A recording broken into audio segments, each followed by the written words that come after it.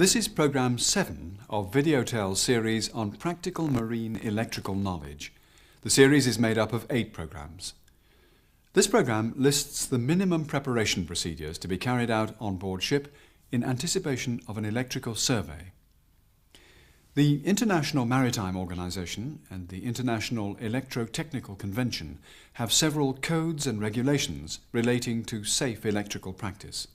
These must be studied and adhered to when carrying out any work on marine electrical systems. There are many system variations around, so it is most important that you become familiar with the components of the electrical system and the layout of the main switchboard immediately you join a ship. Pay particular attention to the layout of the emergency switchboard. This study will pay dividends during a blackout or when troubleshooting the cause of a major breakdown. Now, we must emphasize electrical safety. The golden rule is, before any work is done on an electrical installation, first isolate the circuit by removing the supply fuses or locking the circuit breaker in the open position so that the circuit cannot be energized accidentally. Then post a warning sign to alert others that the circuit is being worked on. Then prove the circuit dead with a voltmeter or an approved line tester. A switchboard can never be considered dead unless all AC generators connected to it are stopped, locked off, and all other supplies are disconnected. These points can never be emphasized strongly enough. The electrical rescue procedure is described in Programme 1 of this series. The ship's electrical equipment is inspected and tested during the complete engine survey, which is carried out every 4 years. The electrical survey guidance given in this programme is based on the periodical survey regulations of a classification society. First, prepare a complete list of all insulation resistance readings for AC generators, motor, power and light circuits and main feeder cables, with special attention to cables in hazardous areas. When you take insulation resistance readings of AC generator windings, this should be done when the AC generator is still hot after running on load. A reading of 1 megohm is an acceptable value for a 440 volt AC generator winding. For the lower voltage rotor winding, this can be 0.5 megohm.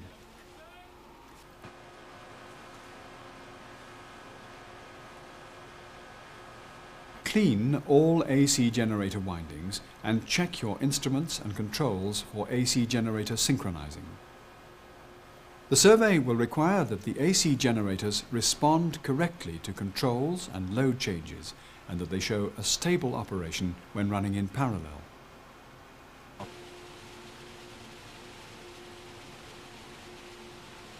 Test the automatic startup system for the emergency AC generator, ensuring that the system is operational within the regulation 45 seconds after a mains failure. Connect the emergency AC generator to the switchboard with a load, such as the motor for a firefighting pump. When you're ready to connect the AC generator to the emergency switchboard, do remember that the AC generator breaker cannot be closed until the tie breaker from the main switchboard is opened. Check that the board is dead, then check all internal connections in the main as well as in the emergency switchboard, ensuring that all connections are clean and dry.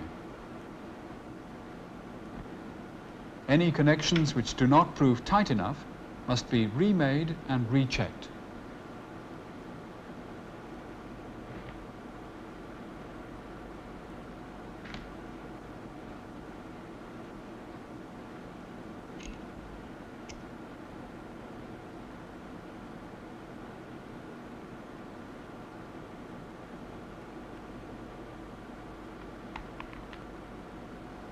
All main buzz bar and auxiliary connections throughout the boards should be checked for loose joints. Buzz bar supports should be examined for surface tracking and possible damage to the insulation material.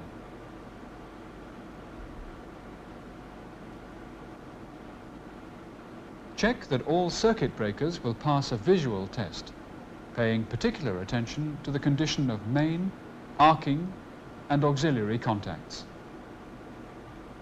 All internal wiring must be sound and the mechanical linkages free of wear and stress.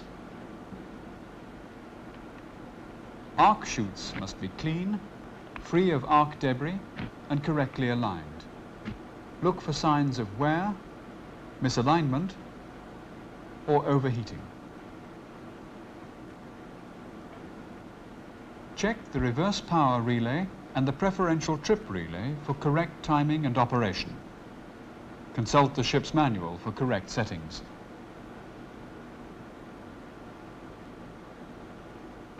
Check and clean all starters, as the surveyor will probably conduct spot checks on starters. He will look for badly burned or misaligned contacts, loose connections, worn pigtails on moving contacts, and signs of overheating on coils, transformers and resistors.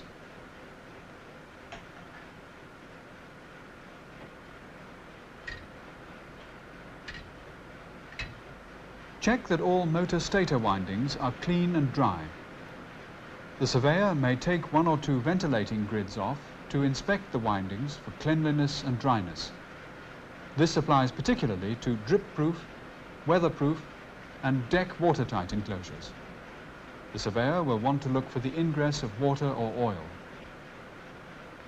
Check and test the steering gear overcurrent alarms, as these do not trip the system but merely warn if overcurrent conditions arise. Check all main and alternative electric supplies, including the changeover switching for electric control from the bridge and for autopilot.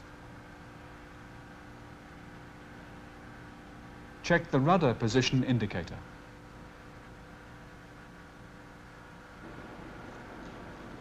Check the emergency battery condition and ensure that the charger functions efficiently. The battery tops must be clean with no corrosion of the terminals and connections. The battery electrolyte should be at its correct level and have the proper value of specific gravity checked by a hydrometer.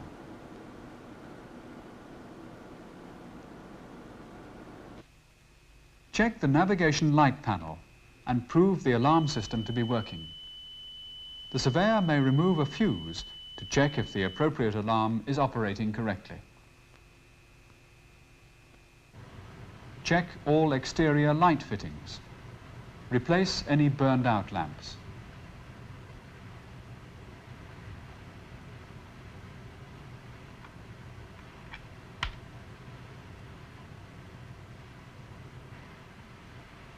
On exterior floodlight fittings, check the flexible cable connections for any sign of damage to the cable insulation.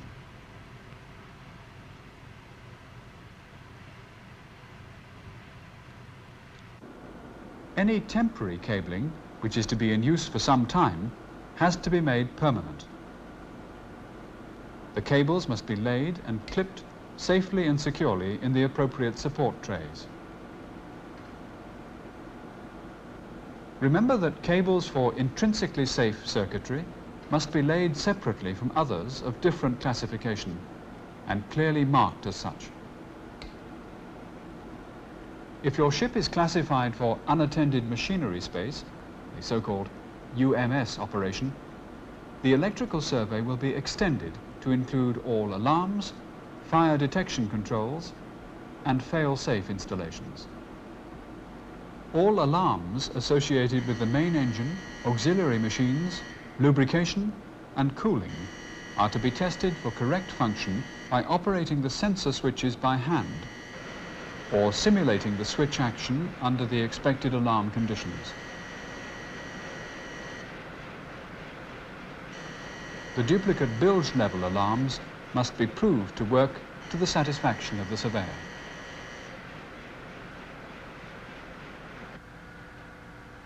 Check that all required electrical spares are available for inspection in the electrical spare store. They must be correctly stored and in good condition.